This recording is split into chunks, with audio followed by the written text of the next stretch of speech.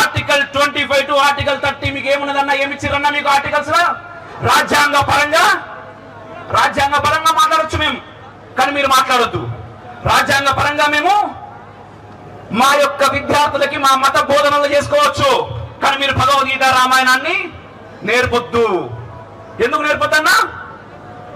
ఎందుకు నేర్పొద్దంటే భగవద్గీతలో రామాయణంలో మనకు చెప్పింది తొక్కి పెట్టిర్రు. ఏం చెప్పిర్రు మనకు? క్షాత్ర ధర్మాన్ని చెప్పిర్రు. అన్న మనకు చెప్తా ఉంటారు అందరూ కూడా కృష్ణుడు ఏం చెప్పిండు అని. కృష్ణుడు అనగానే వెన్నె దొంగ అమ్మాయిలతో రాసలీలలు చేసినాడు, ఈయన దొంగ వేషాలు వేసినాడు అని చెప్పి సీరియల్లో నా కొడుకులు సినిమాలలో అదే చూపిస్తా ఉంటారు. మనం కూడా అదే కృష్ణుడు అనగానే ఎవరన్నా చిలిపిగా కాలేజీలో పోరగాలు ఎవరన్నా తిరుగుతా ఉంటారా, మీకు అన్ని కృష్ణలీలలు రావి దగ్గర అని చెప్పి మనం మాట్లాడుతూ ఉంటామన్నా.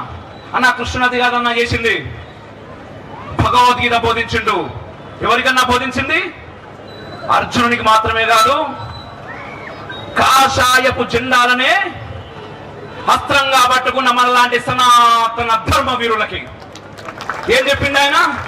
కృష్ణుడు ఏం చెప్పిండు? అక్కడ పోయిండు, అర్జునుడు పోయిండు, బాబా నాతో రైత లేదు ఇక్కడ, అందరు అక్కడ మా పిన్నాయన ఉన్నాడు, మా అన్న ఉన్నాడు, మా తమ్ముడు ఉన్నాడు, మా బాబాయ్ ఉన్నాడు, నా వాళ్ళతో నేను యుద్ధం చేసినందుకు ఈ రాజ్యం వస్తే ఎంత, రాకపోతే నాకెంత అన్నాడు. నకాంక్షే విజయం కృష్ణ నచ రాజ్యం సుఖానిచ. ఇదంతా చేస్తే నాకేమొస్తుంది కృష్ణ, నన్ను వదిలేసే నాయన, నేను చేయలేని ఇక్కడ యుద్ధం అన్నాడు. కానీ కృష్ణుడు అట్లా ఒప్పుకోలే. క్లైభ్యం వదిలిపెట్టయ్యా నువ్వు. క్లైభ్యం అంటే నపుంసకత్వం, ఆడ కాకుండా మొగ కాకుండా నువ్వు మధ్యలో ఇంతకుముందు బృహన్నల లెక్క వేషాలు వేసినావు కదా, ఇప్పటికీ అది లోపలికి వచ్చి పోలేదా? ఫస్ట్ దాన్ని వదిలిపెట్టి యుద్ధం చేయి. యుద్ధం చేస్తున్నది నీ కోసం కాదు, ఎవరి కోసం? ధర్మం కోసం. ఎందుకు చేయాలన్నయ్యా మరి యుద్ధం? ధర్మం కోసం. ధర్మం నిలబడితేనే ఈ దేశం బాగుంటది.